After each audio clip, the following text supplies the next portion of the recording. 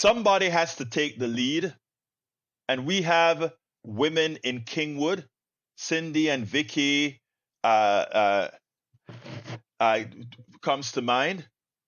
Cindy and Vicky has held the bull by the horns to arrange many a people in Kingwood to feel free to step out, our conservative town.